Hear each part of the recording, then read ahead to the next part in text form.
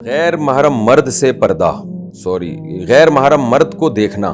آمنہ صاحبہ نے لاہور سے پوچھا ہے، میں نے ایک حدیث سنی ہے کہ حضور صلی اللہ علیہ وسلم نے امہات المومنین کو نابینا صحابی سے بھی پردہ کرایا، تو کیا ہم کو بھی عام لوگوں سے یوٹیوب وغیرہ پر ایسے ہی نظروں کی حفاظت کرنا ضروری ہے؟ دیکھیے، دونوں طرح کی حدیثیں ملتی ہیں۔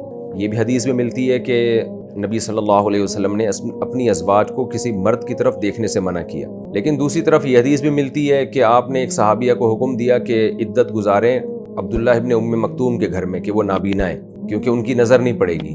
لیکن ظاہر ہے جو صحابی عدت گزار رہی تھیں ان کی نظر تو پڑے گی نا، تو اس کی نبی نے رعایت نہیں کی، اس کا اعتبار نہیں کیا۔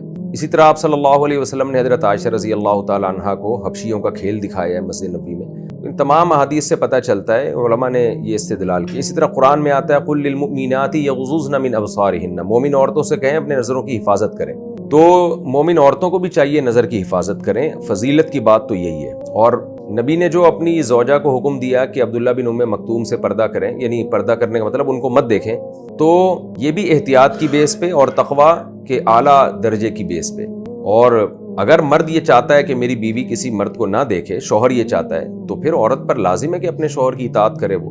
تو باقی دیکھنا جائز ہے یہ نہیں، تمام احادیث کو ہم سامنے رکھتے ہیں، تو جہاں ضرورت ہوگی وہاں دیکھنا جائز ہے، اور جہاں ضرورت نہیں ہے تو وہاں دیکھنا ناپسندیدہ ہے لیکن حرام نہیں ہے۔ حرام صرف وہاں ہے جہاں پر خطرہ ہو عورت کو، کہ دل میں فتنے کا خطرہ ہو، شہوت پیدا ہونے کا خطرہ ہو، عشق معاشقے کا خطرہ ہو۔ تو اس لیے میں بار بار کہتا ہوں کہ جن خواتین کو کسی مرد کو دیکھنے سے اس کی طرف اٹریکشن ہو رہی ہے، دل میں خیالات آ رہے ہیں اور جو ہے وہ ایک جذبات مشتعل ہو رہے ہیں، تو ان کے لیے دیکھنا بالکل جائز نہیں ہے۔ یہ یوٹیوب کی دنیا، فیس بک، واٹس ایپ، اس نے بہت لوگوں کو، مردوں کو، عورتوں کو عشق معاشقے میں مبتلا کر کے ان کی زندگیاں تباہ کر دی ہیں۔ بعض دفعہ کوئی مذہبی اسکالر ہوتا ہے جس کو دیکھنے سے دل میں خیالات آ رہے ہوتے ہیں، کسی لڑکی کے دل میں خیال آ رہے ہوتے ہیں اور اس کے بارے میں جذبات مشتعل ہو رہے ہوتے ہیں، تو اس لڑکی کے لیے اس مذہبی اسکالر کو سننا بھی حرام ہے، ناجائز ہے۔ تو بلکہ صرف دیکھنے سے نہیں، بعض دفعہ صرف سننے سے بھی عشق پیدا ہوتا ہے۔ ایسے واقعات ہیں کہ کسی کو صرف سنا کرتے تھے اور اس کی آواز میں اتنی اٹریکشن تھی کہ اس پہ لٹو ہو گئے۔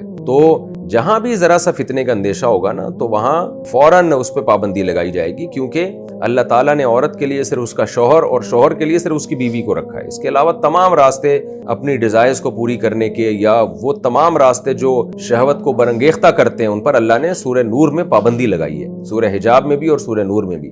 تو اس لیے ایک پاکیزہ معاشرہ اللہ تعالیٰ چاہتے ہیں، تو جہاں بھی ذرا سا فتنے کا اندیشہ ہوگا وہاں پابندی لگائیں۔ وہاں عورت کے لیے دیکھنا جائز نہیں ہوگا، مرد کے لیے بھی عورت کو دیکھنا جائز نہیں ہوگا، عورت کے لیے بھی مرد کو دیکھنا جائز نہیں ہوگا۔ باقی دونوں میں فرق اس لیے کیا جاتا ہے کہ مرد جب عورت کو دیکھتا ہے تو فتنے کا اندیشہ زیادہ ہوتا ہے، عورت جب مرد کو دیکھتی ہے تو اس کا ریشو کم ہے فتنے کا، تو لیکن حکم دونوں کا سیم ہی ہے۔